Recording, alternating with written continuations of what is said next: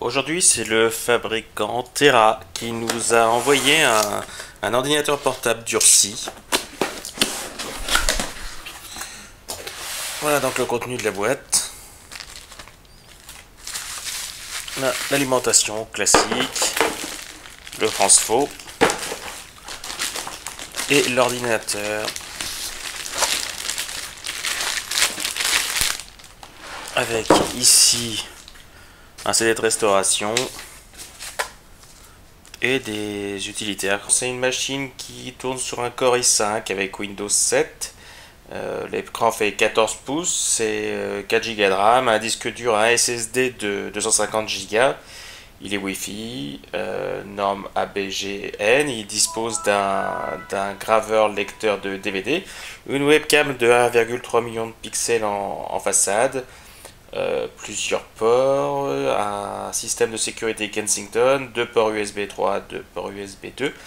Et quant au côté durci, alors en fait l'ensemble c'est un alliage de magnésium qui est, selon le fabricant, 20 fois plus résistant que de l'ABS classique. Le clavier et le pavé numérique que l'on voit ici sont IP63, donc résistants à la poussière et à l'eau. Bon, faut pas les immerger, mais il y a quand même une certaine résistance. L'ensemble peut être équipé en option d'un module UMTS, donc pour la 3G, et fait 2,7 kg. Donc c'est une machine qui est un petit peu lourde.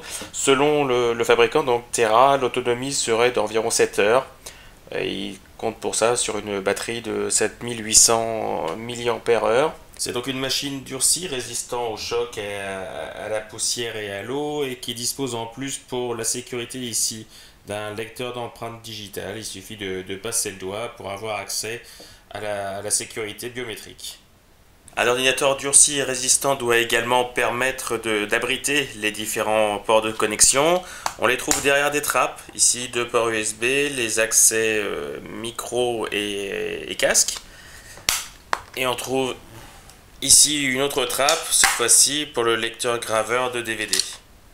De l'autre côté de l'appareil, encore une trappe, cette fois-ci avec les 2 ports USB 3, ici des lecteurs de carte mémoire, un port réseau et au-dessus l'emplacement pour une carte pour insérer une puce 3G.